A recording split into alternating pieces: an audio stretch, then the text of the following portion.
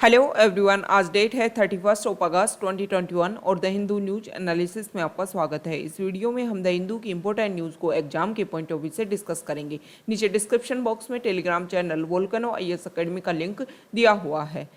First important news Tokyo para Olympics को लेकर के, और इंडिया ने अभी तक इसमें 7 मेडल हासिल कर लिए हैं, जिसमें 2 गोल्ड 4 सिल्वर एंड 1 ब्रोंज शामिल है। ये हमारे लिए इम्पोर्टेंट हो जाता है। उससे पहले जो हमारा ओलंपिक गेम रहा उसमें भी इंडिया का काफ़ी अच्छा प्रदर्शन वहाँ पर देखने को मिला। उसमें भी इंडिया ने 7 मेडल हासिल किए थे और अब तक का सबसे बेहतरीन प्रदर्शन इंडिया का ओलंपिक्स में रहा है। तो देखो, ये सारे जो भी प्लेयर्स हैं उनका नाम किस गेम से वो रिलेटेड है। तो कोई भी एग्जाम जिसमें स्पोर्ट्स से रिलेटेड एग्जाम आता है, स्पोर्ट्स से रिलेटेड क्वेश्चंस आते हैं, उनके लिए ये जो पॉइंट है वो काफ़ी इंपॉर्टेंट हो जाते हैं। नेक्स्ट न्यूज है काबुल को लेकर के। अफगानिस्तान की कैपिटल काबुल, वहाँ पर रेगुलर उसका जो एयरपोर्ट वाला रीजन है वहाँ पर रॉकेट अटैक देखने को मिल रहे हैं।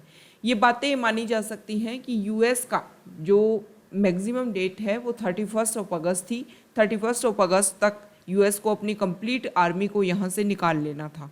तो हो सकता है कि एक तरीके से यूएस को थ्रेट देने के लिए इस तरीके के अटैक करवाए जा रहे हों। लेकिन सबसे ज़्यादा नुकसान इस तरीके के अटैक्स में जो वहाँ के रीजनल पॉपुलेशन है उसको सबसे ज़्यादा नुकसान देखने को मिलता है। हर जो कंट्री है वो अपनी पावर गेन करने के लिए, तालिबान जो है अपनी पावर गेन करने के लिए कोशिश कर रही है, लेकिन जो पॉपुलेशन है उनके राइट्स को सिक्योर करने के लिए कोई भी वर्क नहीं कर रहा है। नेक्स्ट न्यूज, यूपी के सीएम योगी आदित्यनाथ, उन्होंने जो मथुरा वाला एरिया है वहाँ पर मीट और लिकर के सेल को बैन कर दिया है। उन्होंने बोला है कि इसके ऊपर कंप्लीट बैन रहेगा। मथुरा वाला जो रीजन है वो मिल्क प्रोडक्शन के लिए पहले भी जाना जाता था, और प्रेजेंट टाइम में जो लोग इस एरिया में, इस ऑक्यूपेशन में जुड़े हुए हैं, वो मिल्क प्रोडक्शन वाले जो ऑक्यूपेशन है उसमें शामिल हो सकते हैं। नेक्स्ट न्यूज है, एक स्टडी हुई है कोविड-19 वैक्सीनेशन को लेकर के। उसमें ये बोला गया है कि 25% of vaccinated health staff contracted covid. Okay, ये सारी चीज़ें ये बताती हैं। इसके अलावा इसमें टाइमिंग, फर्स्ट और सेकेंड डोज के बीच में जो टाइमिंग है वो 42 डेज़ का रखा गया, मतलब पहली डोज और दूसरी डोज के बीच में 42 डेज़ का गैप रखा गया।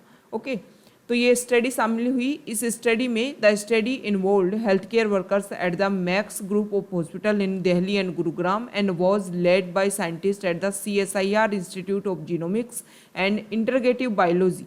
It appears as a preprint and is yet to be peer reviewed. मतलब अभी तक देखो ये स्टडी में सिर्फ स्टडी सामने आई है, अब इसके ऊपर रिसर्च किया जाएगा और दोबारा से इसको व्यू किया जाएगा, तब जाकर के इसके डाटा सामने आएंगे। नेक्स्ट न्यूज वैक्सीनेशन प्रोग्राम को लेकर के है। पहले ये था कि प्राइवेट हॉस्पिटल और गवर्नमेंट हॉस्पिटल को 50-50% वैक्सीन दी जा रही थी कि इतनी वैक्सीन जो है वो प्राइवेट हॉस्पिटल में लगेंगी, इतनी वैक्सीन गवर्नमेंट हॉस्पिटल्स में लगेंगी। लेकिन बाद में स्ट्रेटजी चेंज होती है, 75% वैक्सीन जो है वो गवर्नमेंट हॉस्पिटल में और 25% प्राइवेट हॉस्पिटल में। तो ये बोला जा रहा है कि प्राइवेट हॉस्पिटल में अभी तक 10% से भी कम वैक्सीन्स को यूज में लिया गया है, मतलब 10% से भी कम वैक्सीन वहाँ पर आई हैं। और उसमें से अगर आप ये देखोगे कि कितनी वैक्सीन को वहाँ पर एडमिनिस्ट्रेट किया गया है तो 65%। ओके, इसी तरीके से गवर्नमेंट सेंटर्स की अगर आप बात करोगे तो 90.6% डोजेज वहाँ पर पहुँची हैं, और जिनमें से 97% डोजेज को उन्होंने यूज कर लिया है। मतलब अगर आप एफिकेसी रेट की बात करोगे तो गवर्नमेंट हॉस्पिटल में एफिकेसी रेट ज़्यादा सामने है। नेक्स्ट न्यूज है डीयू में ये बोला जा रहा है कि नेशनल न्यू एजुकेशन पॉलिसी के अंडर जो भी अंडर ग्रेजुएट प्रोग्राम, इसमें 4 साल का अंडर ग्रेजुएट प्रोग्राम को शामिल किया गया है। और इसमें देखो न्यू एजुकेशन पॉलिसी के बारे में सभी को पता है, multiple entry and multiple exit scheme के नाम से भी इसको आप जान सकते हो। पहले क्या था कि आपने अपनी स्टडी स्टार्ट की, और स्टडी स्टार्ट की अगर आपने 3 इयर्स तक अपना डिग्री कंप्लीट नहीं किया तो आपको ग्रेजुएशन की डिग्री नहीं मिलेगी। जैसे बीटेक और MBBS की डिग्री को आप छोड़ दें तो ज़्यादातर जो डिग्री होती है वो 3 इयर्स की होती है। लेकिन अब क्या होता है, अगर कोई पर्सन सिर्फ 1 ईयर की डिग्री कंप्लीट कर पाता है तो उसको मिलेगा सर्टिफिकेट। 2 इयर्स की डिग्री कंप्लीट होने पर डिप्लोमा दिया जाएगा। 3 इयर्स की अगर उसने अपनी डिग्री में 3 साल कंप्लीट किए हैं तो उनको मिली जाएगी डिग्री। और 4 इयर्स डिग्री विद रिसर्च, तो ये जो 4 इयर्स का प्रोग्राम रखा है उसमें यही शामिल है कि आपको डिग्री के साथ साथ रिसर्च करवाने के लिए भी मोटिवेट किया जाएगा। न्यू एजुकेशन पॉलिसी की अगर हम बात करें तो न्यू एजुकेशन पॉलिसी में बहुत सारी चीज़ें ऐसी इम्प्लीमेंट होने वाली हैं जिनका बहुत अच्छा रिजल्ट सामने आएगा। न्यू एजुकेशन पॉलिसी ना सिर्फ जो पहले से डिसिप्लिनरी मेथड चला आ रहा था उसकी जगह मल्टी डिसिप्लिनरिटी जो मेथड है उसके ऊपर इसमें फोकस किया जाएगा। मतलब पहले क्या होता था कि साइंस वाले स्टूडेंट जो हैं वो साइंस पढ़ेंगे, लेकिन प्रेजेंट टाइम में ऐसा नहीं है। अगर साइंस के स्टूडेंट को ह्यूमैनिटीज़ के सब्जेक्ट में भी इंटरेस्टेड हैं तो वो उन दोनों को मिक्स करके उनके स्टडी कर सकते हैं। इसके अलावा आपकी एजुकेशन के दौरान आपने बहुत सारे वर्क जो किए हैं उनके आपको पॉइंट्स दिए जाएंगे न्यू एजुकेशन पॉलिसी के तहत। वो जो पॉइंट्स हैं वो आपकी जब डिग्री आएगी उसमें शामिल होकर के आएंगे और आपको एक्स्ट्रा स्किल्स के रूप में वो प्रोवाइड करवाई जाएंगे। न्यू एजुकेशन पॉलिसी जो है वो इस तरीके से रिलेटेड है लोगों में स्किल्स डेवलप हो, मतलब जो एक तरीके से जो बुकिश नॉलेज है उसके जगह पर सोसाइटी वाली जो नॉलेज, सोसाइटी की नॉलेज हो, रियलिस्टिक नॉलेज इंसान को होने की आवश्यकता है। तो ये न्यू एजुकेशन पॉलिसी के बारे में जो डीयू में एस्टेब्लिश करने की कोशिश की जा रही है उसके बारे में बोला जा रहा है कि जल्दी इसकी जो मीटिंग है, आज ट्यूसडे को इसकी मीटिंग होने वाली है और उसमें डिसाइड हो जाएगा ये 4 ईयर अंडर ग्रेजुएट प्रोग्राम के बारे में। नेक्स्ट न्यूज यहाँ देखिए, देखो 2009 में जो हमारा सेंट्रल गवर्नमेंट है वो national action plan on climate change एक तरीके से एक नया प्रपोजल लेकर के आता है। उसमें सेंट्रल गवर्नमेंट हर स्टेट को, यूटी को ये बोलती है कि आप भी अपना स्पेसिफिक प्लान बनाओ और उसको यहाँ पर इस प्लान को सबमिट करवाओ। तो दिल्ली ने अपना प्लान सबमिट करवाने में बहुत लंबा समय लिया, लगभग 10 साल का। 2019 में उन्होंने अपना क्लाइमेट चेंज को कॉम्बैट करने के लिए उनका क्या प्लान होगा ये सबमिट करवाया और कुछ ही दिनों के बाद में 2020 में उनका ये प्लान एक्सपायर्ड भी हो गया। अब वो नए प्लान के ऊपर काम कर रहे हैं। देखो जो पहले का प्रीवियस प्लान था वो 6 एरियाज़ के ऊपर फोकस करता था, जिसमें energy, transport, green cover, urban development और इसके अलावा कोल्ड डेज में जो डिक्रीज़ हुआ है उसमें a significant decrease in cold days and nights and increase in heavy rainfall events in Delhi. इन सारे पॉइंट्स के ऊपर फोकस किया जा रहा था पहले वाले प्रोजेक्ट के अंदर। अब जो प्रेजेंट वाला जो प्रोजेक्ट है उस प्रोजेक्ट में एक जर्मन एजेंसी जो है वो नॉलेज पार्टनर के रूप में वर्क करेगी, ठीक है। इसके अलावा all extreme weather events of the last 10 years are being analyzed to prepare a comprehensive plan which will focus on air pollution, greenhouse gas emission, renewable energy, transport issues, air conditioning, heat islands, agriculture patterns, etc. the official set।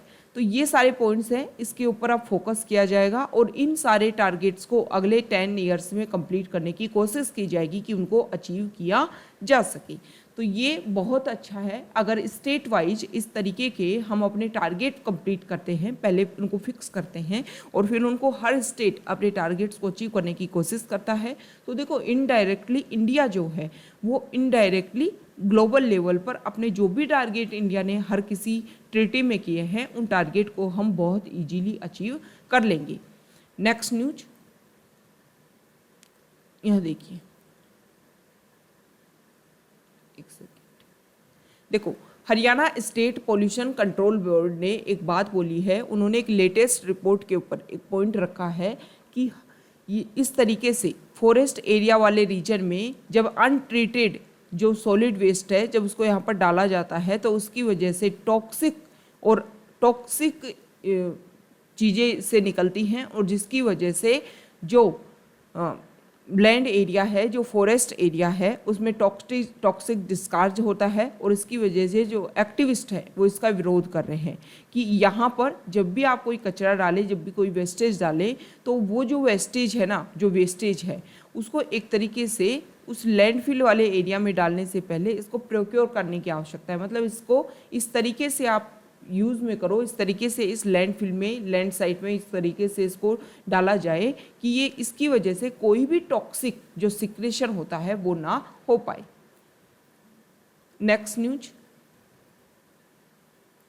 यहाँ देखिए, एक second, हाँ देखो UP में जो film city जो बनाने की बात चल रही है उसके ऊपर बोला जा रहा है कि जनवरी से इसके ऊपर कंस्ट्रक्शन स्टार्ट हो जाएगा। Okay, Yamuna expressway industrial development authority के द्वारा गौतम बुद्ध नगर वाला जो एरिया है वहाँ पर इस एरिया में फिल्म सिटी का कंस्ट्रक्शन स्टार्ट हो जाएगा। ये लगभग 1000 एकड़ जो ज़मीन है उसमें फैली होगी और 6000 करोड़ रुपए इसमें खर्च आएगा। ये जो फिल्म सिटी है वो लगभग 15,000 पीपल को एम्प्लॉयमेंट प्रोवाइड करेगी। ओके, इसके अलावा जो यूपी गवर्नमेंट है, यूपी का जो स्टेट है, उसको काफ़ी ज़्यादा संख्या में, काफ़ी ज़्यादा नंबर्स में रेवेन्यू भी जनरेट होगा। ये भी काफ़ी ज़्यादा इम्पोर्टेंट है। नेक्स्ट न्यूज यहाँ देखिए, देखो अभी हमारे पीएम के द्वारा जलियांवाला बाग का जो मेमोरियल था उसको रिस्टोर करने की बात की गई है। तो इसके लिए एक्टिविस्ट ने बोला है, हिस्टोरियन इस बात को ये बोल रहे हैं कि ये जो न्यू लुक है जलियांवाला बाग का, ये एक तरीके से हिस्ट्री को डिस्टॉर्ट करने वाला है। मतलब रिनोवेशन नहीं किया गया, इसका रेस्टोरेशन कर दिया गया, ना ही this is renovation not restoration. Okay, मतलब उसका रिनोवेशन किया गया है, उसका रेस्टोरेशन नहीं किया गया है। हिस्टोरियंस जो है वो अपनी बात बोल रहे हैं कि हमारी जो हिस्ट्री है उसको डिस्टॉर्ट करने की कोशिश की गई है। आपको पहले भी हम डिस्कस कर चुके हैं कि जलियांवाला बाग मेमोरियल उसका पहली बार इनॉग्रेशन किया था हमारे फर्स्ट प्रेसिडेंट 1961 में डॉक्टर राजेंद्र प्रसाद के द्वारा। देखो इस तरीके से जब भी कोई मैसेकर न्यूज़ में रहता है तो स्पेसिफिकली आपके प्रीलिम्स के पॉइंट ऑफ व्यू से काफ़ी इंपॉर्टेंट हो जाता है। तो जलियांवाला बाग मैसेकर जो है इसके बारे में बेसिक फैक्ट्स जो है, सैफुद्दीन किचलू और सत्यपाल, दो हमारे नेशनलिस्ट, उनको गिरफ्तार कर लिया गया था। उन्हीं का विरोध करने के लिए लोग यहाँ पर इकट्ठा होते हैं जलियांवाला बाग में, अमृतसर में, और जनरल डायर उनके ऊपर अटैक कर देता है और जिसकी वजह से हज़ारों की संख्या में लोगों की यहाँ डेथ हो जाती है। नेक्स्ट न्यूज, हमारे पीएम ने जब इस मॉन्यूमेंट्स का जब उन्होंने इनॉग्रेशन किया तब उन्होंने एक बात भी बोली थी कि वो ही इंसिडेंट ऐसा रहा जिसकी वजह से आज हम 75 ईयर्स ऑफ इंडिपेंडेंस में एंट्री कर चुके हैं। इसके अलावा जो हमें इंडिपेंडेंस मिली उनमें इस तरीके के जो इंसिडेंट हुए उनका काफ़ी अच्छा रोल रहा। हमारे जो भी एक तरीके से लीडर्स थे उनमें जो भी विग्योर एनर्जी जो है वो इस तरीके से मैसेकर से और ज़्यादा आती थी कि हमें ब्रिटिश रूलर से अपने आप को फ्रीडम दिलवानी है। नेक्स्ट न्यूज देखो, वीज़ा एजेंसी ने ये बोला है कि जो तालिबान है उसने किसी के भी पासपोर्ट नहीं लिए हैं। हालांकि वो चाहता है कि जो अदर कंट्रीज़ यहाँ से लोगों को इवैक्यूएट करवाने का प्रयास कर रहे हैं उसको रोका जाए। ओके, देखो अभी इंडिया ने भी जो पहले जो भी वीज़ा दे रखे थे उनको कैंसिल कर दिया कि, और ये बोला कि जो भी अगर इंडिया में आना चाहता है, ट्रैवल करना चाहता है इंडिया की, तो उनको ई वीज़ा के लिए रजिस्ट्रेशन करना होगा। तो ये सारी चीज़ें हमें दिखाती हैं कि इंडिया को और ज़्यादा लिबरल बनना चाहिए। ऐसे सारे लोग जिनके पासपोर्ट्स कहीं खो गए हैं, मिसप्लेस हो गए हैं, उनके लिए इंडिया वीज़ा एजेंसी को कुछ लिबरलाइजेशन दिखाने की आवश्यकता है ताकि एक तरीके से ह्यूमैनिटेरियन जो क्राइसिस है उसमें इंडिया सामने भागीदारी पार्टिसिपेशन कर सके।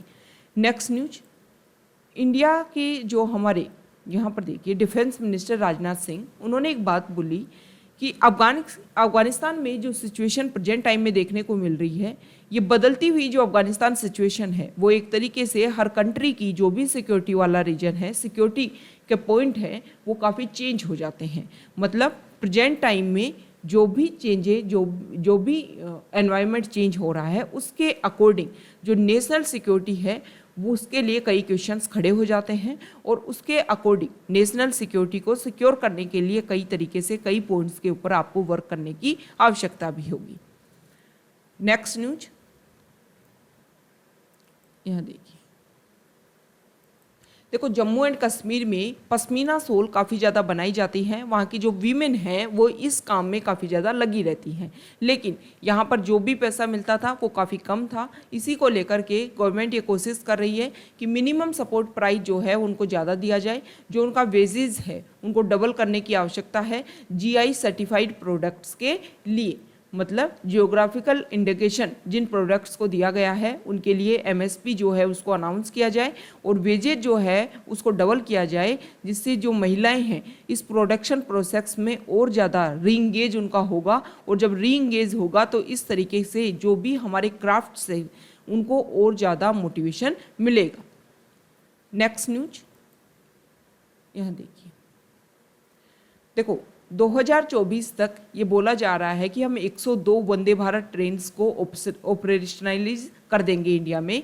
इस चीज़ से क्या होगा कि हर एरिया में रेलवे के थ्रू हम कनेक्टिविटी को प्रोवाइड करवाएंगे और लोगों को बहुत ही ईजीली जो ट्रांसपोर्ट के साधन है, व्हीकल्स जो हैं वो ईजीली प्रोवाइड हो सकेंगे। नेक्स्ट न्यूज फॉरेन पेज से है। फॉरेन पेज पे IAEA international atomic energy agency, उन्होंने ये बोला है कि जो नॉर्थ कोरिया है उन्होंने दोबारा से न्यूक्लियर रिएक्टर के ऊपर अपना काम करना रीस्टार्ट कर दिया है। तो ये सारी जो प्रॉब्लम है ना वो काफ़ी एक तरीके से ट्रबल क्रिएट करने वाली हैं। अब हमारे लिए इम्पोर्टेंट हो जाता है IAEA international atomic energy agency. 1957 में इसको क्रिएट किया गया था। इसका जो हेड क्वार्टर है वो वियना ऑस्ट्रिया में है। मेन अगर इसके आप ऑब्जेक्टिव की बात करो तो इसका ऑब्जेक्टिव ये है कि जो न्यूक्लियर टेक्नोलॉजी है उसका पीसफुल और सिक्योर तरीके से यूज़ किया जा सके और सेफली उसके यूज़ को प्रमोट किया जा सके, इसी के लिए ये एजेंसी काम करती है। 2005 में IAEA को नोबेल पीस प्राइज़ भी दिया गया था उनके काम के लिए कि जिस तरीके से पूरे वर्ल्ड में पीसफुल और सेफ तरीके से वो अपना काम कर रहे हैं, उसके लिए ये अवार्ड उनको दिया गया था। इनके फंक्शंस की अगर हम बात करें तो ये IAEA जो है वो एक इंडिपेंडेंट इंटरनेशनल ऑर्गेनाइजेशन है और ये annually United nation general assembly को अपनी रिपोर्ट देता है और जब जरूरी होती है तो IAEA United nation security council को भी अपनी रिपोर्ट देता है। ओके, तो ये सारे हमने IAEA के बारे में बेसिक फैक्ट्स को देखा। ये आज का हमारा डिस्कशन था। Okay, thank you.